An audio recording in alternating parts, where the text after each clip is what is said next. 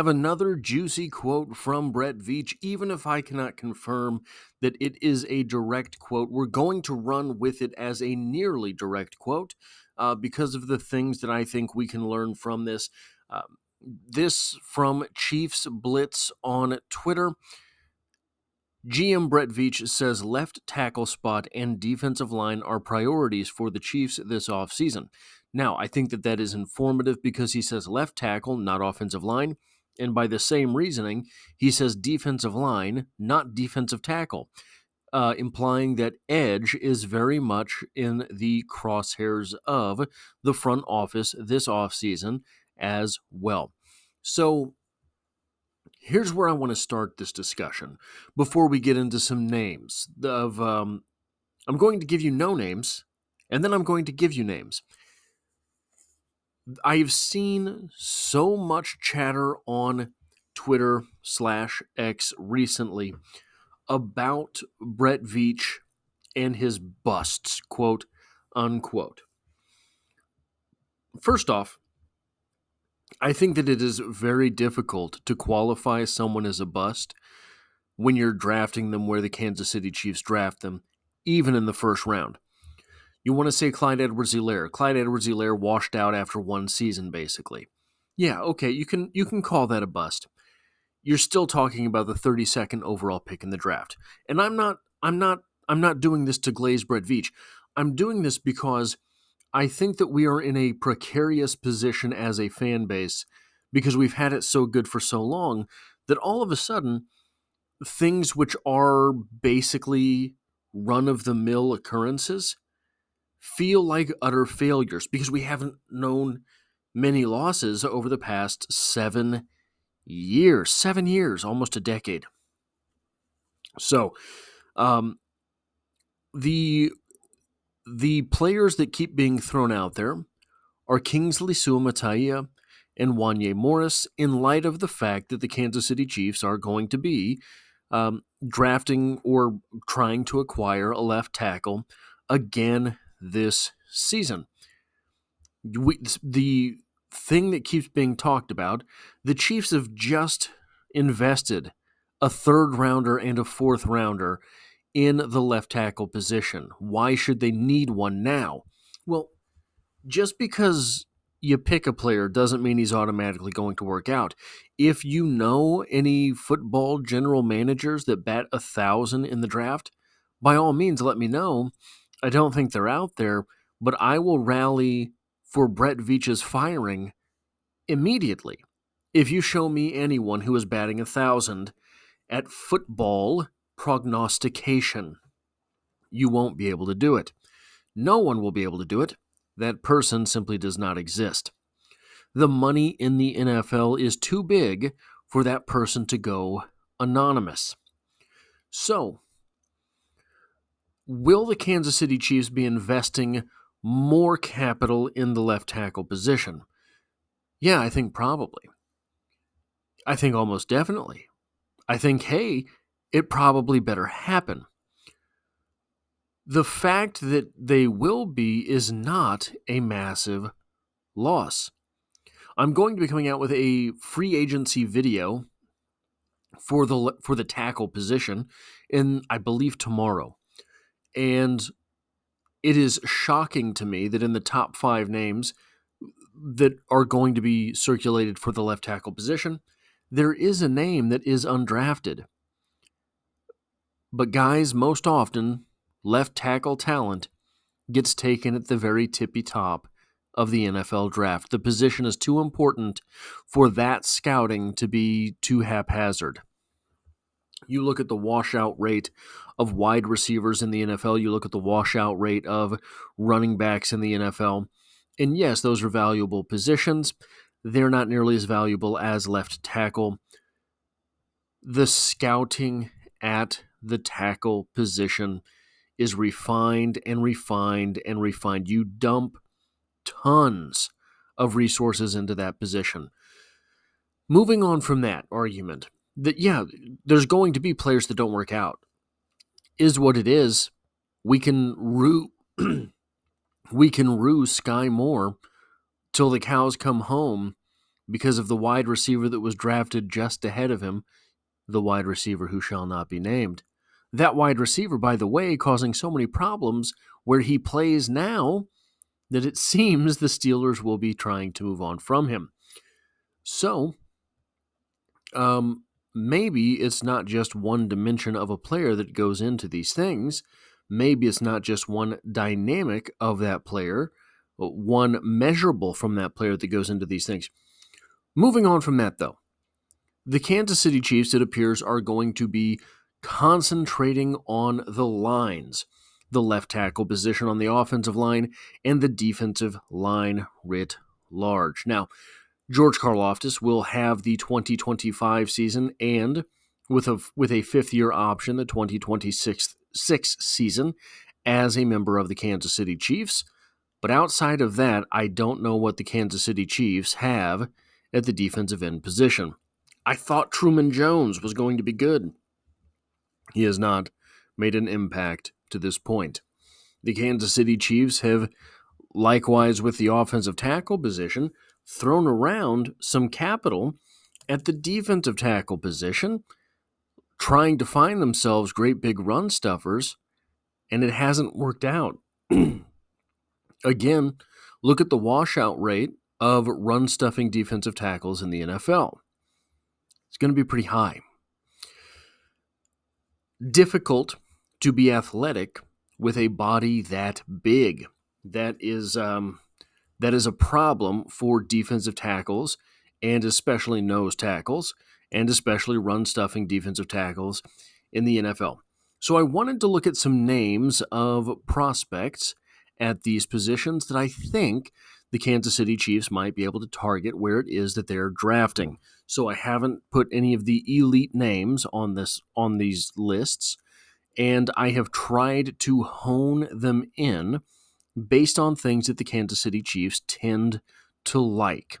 Starting off here with Ariante Ursery, projected to have 34-inch arms. I think he might have slightly longer than 34-inch arms. We are coming up quickly on the NFL Combine, so all of these numbers are subject to change over the next couple of days. Listed at 6'6", 339 pounds, 5.30 40-yard dash projected. Hand size 9 3/8 inches, wingspan 81 1/8 inches. I am not sure either of those numbers is going to be accurate. Looking at him, he looks pretty well proportioned, and to be 6'6", which is 56th percentile, but really it's a good height, while having 29th percentile wingspan would strike me as strange. Ariante Ursery reminds me of Orlando Brown Jr. Watch him on film. He's going to remind you of Orlando Brown Jr. as well. That said, if you could go back and draft Orlando Brown Jr. at 31st overall, I think you'd do it. Orlando Brown Jr. was a liability at times, but he was not a liability all the time. Orlando Brown Jr. had the tools necessary to excel at the left tackle position, but he didn't quite excel at the left tackle position. If you're getting a guy in like Ariante Ursery young, you think you can coach him up. The next name on this list, Josh Simmons, might be the second or third best pure tackle in this class. The thing that is going to be held against him, we made a video on him just the other day, is that he is currently injured.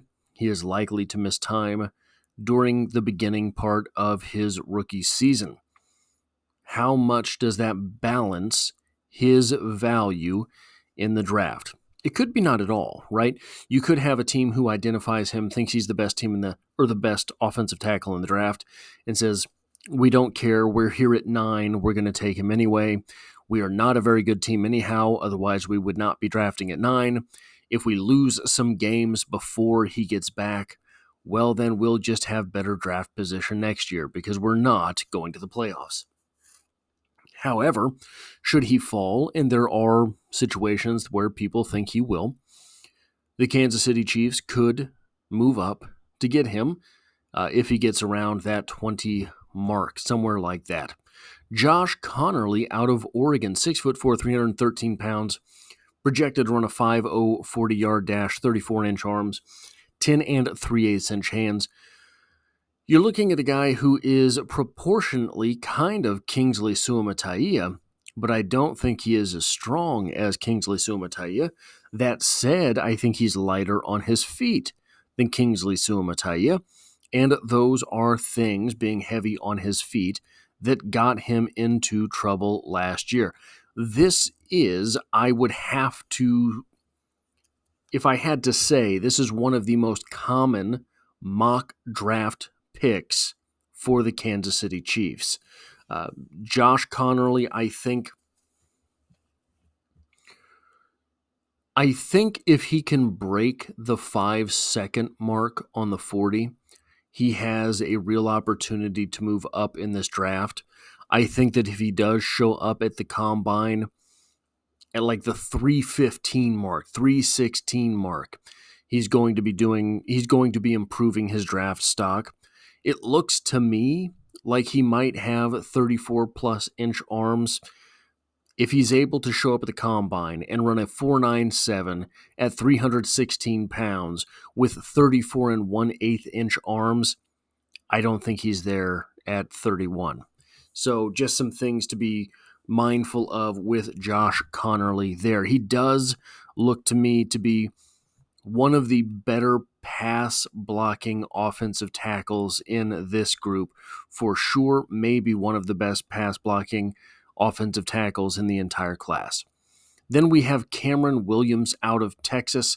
A little bit of a departure here from these other offensive tackles. I have sort of highlighted guys here that have upside predominantly towards the passing game. That is to say, Josh Connerly, a very good pass blocker. Josh Simmons, probably the best in this class. Ariante Ursary, a guy who has all of the tools to be good at pass blocking. Cameron Williams is someone who is going to get a lot of talk in this class about moving to guard. The Kansas City Chiefs have prioritized a type of offensive lineman the past few seasons. They have prioritized the type of offensive lineman who is big, strong, aggressive, and really is a run blocker. You look at Creed Humphrey, very good with the run. Trey Smith, very good with the run. Wanye Morris, better with the run than the pass. Kingsley Suamataia, able to get downfield, all of these things. Cameron Williams fits inside that same box. Cameron Williams, 6'5", 335 pounds, out of Texas, projected to run a 5.440, is a guy I think that will be there at 31. I think he's a guy that is likely to have versatility in his game. I think, much like Kingsley Suamataia, you're going to make him fail out of being an offensive tackle. So there will be some franchises who say, you're not playing offensive tackle for us. We don't have the arm measurement numbers. I imagine they're 33 plus at being 6'5". He doesn't look to be ill proportioned. But if you've already got Wanye Morris and Kingsley Suamataia on your roster, that makes drafting Cameron Williams a very big risk that you might keep drafting tall offensive guards. Does that make sense? As opposed to offensive tackles. Moving to defensive tackle, one of the things that the Kansas City Chiefs have prioritized seemingly lately is big run-stuffing defensive tackles. And guys, it might not get much bigger or run-stuffinger than Deone Walker out of Kentucky. When you look at this guy on film, he is absolutely massive and is basically, if you played NCAA at some point, the video game, and probably you made absolutely massive players at defensive tackle. That's exactly what Deone Walker is. 6'7", listed at 340 here. I see him listed at 354 very often. I see him rumored to be in the 360s almost all the time. 10 and 3/4 inch hands, 34 and 5/8 inch arms, 84 and a half inch wingspan. And if he runs that 5.1 40-yard dash at 340 pounds, that would be absolutely incredible. He will be a first-round pick. As things stand, I think that I think he offers upside as a pass rusher. I think that will translate to the NFL. I think that he will suffer in his draft position from the respect that people are going to say he's just a run-stuffing defensive tackle. That is going to be in the back of the minds of a lot of front offices. I think he could be a game-changing type of athlete. Not necessarily because he's going to be getting 2.5 sacks a game, but he makes every play look different. When he's on the field, if it is a run, he's a problem. If it's a pass, well, maybe he's not the fastest guy in the world. Maybe he doesn't have all of the moves in the world, but he's 6'7". I think he might be a legit 6'7". If he has 34 and 5/8 inch arms, that is a lot of pass blocking ability. Alfred Collins out of Texas, another big run-stuffing defensive tackle from Texas, 6'5", 320 pounds, projected to run a 4.95 40 with a 4.35 shuttle, apparently from high school, and a 32-inch vertical leap. Those numbers are likely to both be better at this point if those are real, and if they are real, Alfred Collins could make some noise in this draft. He could be one of these guys that ends up being a surprise second-round pick. I say no matter what he does. I don't think he sneaks into the first round. I don't think he is a first rounder based on kind of what he did in college. I think that he's one of the guys who has the opportunity to have elite numbers, elite tools, and those are guys that work their way into the second round in the draft. At the edge position, Nick Scorton out of Texas A&M, 6'4", 285 pounds, projected to run a 4.70 40. This is Charles Omenihu. Scorton, I think, is likely to be a first rounder. I think that Scorton is one of the types of defensive tackles or defensive ends, defensive linemen, really, because he's going to be able to have some versatility towards the inside that the Kansas City Chiefs covet. This might be a player that if he falls to 20x, the Kansas City Chiefs consider moving up to get him. Princely Umanmielen from Ole Miss, 6'4", 264 pounds, projected to run a 4.68 40-yard dash with a 4.26 shuttle and a 38.5-inch vertical. This is an absolute unit. Umanmielen is a physical specimen. Maybe hasn't put everything together that he needed to in college in order to drive himself up into the first round. I certainly thought he was going to be a top 20 pick in this draft after last season. Just didn't really make the strides that you would like to see here. And it is what it is, but I think that he's going to be a day 2 pick that ends up making someone's season a whole lot better because he's going to be productive. So I think he is probably a second rounder. If you can pick him up in the third, though, I think that is an absolute win. JT Tuimoloau, 6'5", 269 pounds, projected to run a 4.62 40-yard dash. Reminds me a lot of George Karlaftis with his sort of motor. And I haven't done a whole lot of work on him. I think he is likely to be a 3rd, 4th, 5th round prospect. I am willing to believe that he moves up from there. I don't think he moves down from there. Like, I don't think you're not going to get him in the 6th round. You're not going to get him in the 7th round. You're not going to get him as UDFA. And frankly, I could be very wrong because he does pop off screen at times. I could be very wrong in saying that the ceiling for his draft position is the 3rd round. It could be much higher than that. So I still have to do some work on him. And the last name I have here is a guy that is getting absolutely no love. Johnny Walker Jr. out of Missouri, 9.5 sacks last year, has, I believe, 18, 19 sacks on his career. Don't hold me to that, but I believe it is something like that. 6'3", 255 pounds, 3 forced fumbles last year, I believe. A guy who was always in the right spot at the right time, making the right play, by the way. Johnny Walker Jr. is getting drafted. Now, there might be something I'm missing. Maybe he was granted a special year of eligibility or something that I am missing. I cannot find him in any of the draft databases. I don't think he's going to the combine. I think Armand Mimbu, obviously Luther Burden. I think they have one more player off the top of my head at Mizzou. I'm not going to remember.